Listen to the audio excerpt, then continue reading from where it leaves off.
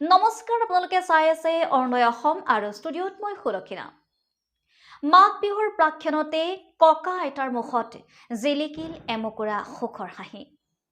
ককা আইতাই পালে এটি নতুন ঘৰ, কিন্তু অতি পৰিতাপৰ বিষয় যে ককা আইতাক আজিলৈকে ঢুকি পোৱা নাই চৰকাৰী কোনো আঁচনিয়ে।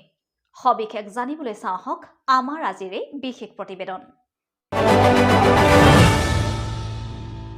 হয়, মংগলদৈ চহৰৰ একেবাৰে ওচৰৰ চমুৱাপাৰাৰ দাহা চুবুৰীৰ ককা আইতা দুগৰাকী এটা উৰুখা বজাতেই বস্তা, পলিথিন, কাপোৰ আদিৰে বেৰ দি ৰাতি মাটিতে বস্তা পাৰি বসবাস কৰে।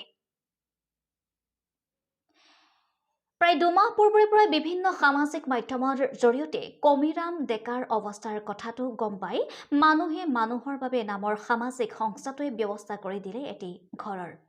সংস্থাটোৰ সদস্যই ইজনে সিজনৰ পৰা ২-৪ টকা সংগ্ৰহ কৰি আজি এই ঘৰটো সাজি দিলে। এই কামত বিশেষ সহায়ৰ হাত আগবঢ়ালে দৰঙৰ ঔতুলাৰ বাসিন্দা বিশিষ্ট ব্যৱসায়ী কমল কৃষ্ণ নাথে। হাতে কামে কৰি সহায় আগবঢ়ালে চুবুৰীয়াই তথা মংগলদৈৰ কেইবাজনো সাংবাদিকে।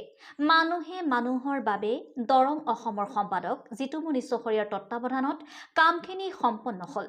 এতিয়ালৈকে দৰং জিলা প্ৰশাসনৰ দৃষ্টিগোচৰ নোহোৱা বিষয়টোক লৈ এতিয়া সকলোৰে মুখ্যমন্ত্ৰীলৈ এটাই আহ্বান যে এই বৃদ্ধ দম্পতীহালৰ বাবে এটি গৃহ যেন আবণ্টন কৰি দিয়ে আৰু সকলো চৰকাৰী আঁচনিৰ অন্তৰ্ভুক্ত কৰে। মংগলদৈৰ পৰা পংকজ চৰকাৰ ৰিপৰ্ট, অৰুণোদয় অসম। চৰকাৰখনে একো নিদিলে আৰু আমাৰ পঞ্চায়তৰ মানুহ বৰ্তমান এতিয়ালৈকে খবৰ লৈছেও আৰু লোৱাও নাই। তেওঁলোক খালি বিদুৰাইছে আৰু ইঞ্জিনিয়াৰ আহিছে আৰু বেলেগ অহা নাই আৰু তেওঁলোকে সহায় কৰা নাই বাৰু, কৰিম বুলি কৈছে। তেওঁ মানুহে মানুহৰ বাবে দৰং অসম তেওঁলোকে যিখিনি পাৰে সহায় কৰিছে মোক। তেওঁলোকে এতিয়া কাপোৰো দিছে বাৰু, এইটোও হ'ল নামাৰো, আৰু বাচনো দিছে আৰু কিবা কিবি দিছে। তেওঁলোকে এতিয়া মোৰ ঘৰটো থকা ঘৰটো নাছিল, মা দেউতাৰ কাৰণে থকা ঘৰটো কৰি দিছে তেওঁলোকে। তাৰ কাৰণে ধন্যবাদ। চৰকাৰখনে এতিয়া আৰু যিখিনি পাৰে মোক যাতে ঘৰটো বনাই দিয়ে। আৰু এতিয়া মা দেউতাহঁতে মাটিতে থাকে, আজি যিজনে ঘৰটো বনাই দিম বুলি আহিছে তেওঁলোকে দেখাই পাইছে আজি মাটিত শুই থকা আৰু পলিচিন দি ইমান ঠাণ্ডাত তেওঁলোকে দেখাই পাইছে। আমি বিচনা থাকোঁতে আহি পাইছে। গতিকে তাৰ আগত যাতে পঞ্চায়তৰ মানুহখিনিও যাতে মোক অলপ সহায় কৰে, তেওঁলোকেও যাতে যোগাযোগ কৰি যাতে মোক ঘৰটো সোনকালকৈ কৰি দিয়ে।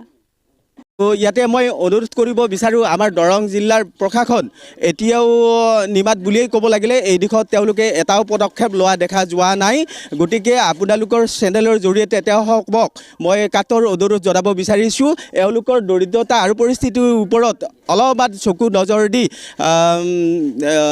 তেওঁলোকৰ উপযোগী হিচাপে বাসগৃহকে ভিতৰ কৰি যিখিনি বিভাগীয় ব্যৱস্থা থাকে কৰি দিলে আমি নথৈ সুখী হ'ম। আৰু আজি মানুহৰ যিটো চিন্তাধাৰাৰ বিপৰীতেই ক'ব লাগিল, আমাৰ যিটো মানৱীয়তা এতিয়াও যে আমাৰ মাজত জীয়াই আছে তাকে প্ৰতিফলনৰ সাক্ষী হিচাপে মানুহে মানুহৰ বাবে যিটো এটা বেচৰকাৰী সংস্থা আমাৰ দৰং জিলাতে ভূমিষ্ঠ হৈছে, এইটো আমাৰ গৌৰৱৰ বিষয় আমি দৰংবাসী হিচাপে। আৰু এই আজি আমি য'ত থিয় হৈ এই কথাখিনি ক'বলৈ আগবাঢ়িছোঁ, বৰ দুখৰ বিষয়। এওঁলোকৰ পৰিৱেশটো দৰিদ্ৰ সীমাৰেখাৰ ভিতৰতো বহুত তলতেই পৰে, দৰিদ্ৰ ৰেখাই ঢুকিয়েই নাপায়। এনেকুৱা এটা পৰিৱেশৰ মাজতো চৰকাৰৰ বিভিন্ন আঁচনিয়ে এওঁলোকৰ অৰ্থনীতি বা পৰিৱেশৰ ওপৰত কোনো দৃষ্টিগোচৰ কৰা দেখা নগ'ল। ইতিমধ্যে আজি প্ৰায় ১.৫-২ মাহ আগতে এওঁলোকৰ পৰিৱেশৰ ওপৰত এটা প্ৰচাৰ মাধ্যমৰ জৰিয়তে এটা প্ৰচাৰ চলিছিল। তাৰপিছতো আমাৰ বিভাগীয় বিভিন্ন ধৰণৰ কৰ্তৃপক্ষ থকাৰ পিছতো এওঁলোকৰ এই পৰিৱেশৰ ওপৰত কোনো সহায়ৰ হাত যে আগবঢ়াব লাগে কোনো প্ৰতিনিধি দেখা নগ'ল বা তেনেকুৱা সাহায্য হাত আগবঢ়োৱা দেখা নগ'ল। মূৰকত গৈ আমাৰ এই অলপ আগতে মই যিটো ব্যাখ্যা ক'লোঁ, আমাৰ দৰং জিলাতে ভূমিষ্ঠ হোৱা মহান উদ্দেশ্য লৈ মানুহে মানুহৰ বাবেই তেওঁলোকৰ এই বলিষ্ঠ পদক্ষেপৰ ভিত্তিতেই আজি তেওঁলোকৰ যিটো অস্থায়ী বাসগৃহ হিচাপে তেওঁলোকে তেওঁলোকে মাত্ৰ বসবাস কৰিব পৰাকৈ সামান্য তেওঁলোকৰ সাধ্য অনুযায়ী যি এটা ব্যৱস্থা কৰিছে আমি নথৈ আনন্দিত আৰু সুখী হৈছোঁ।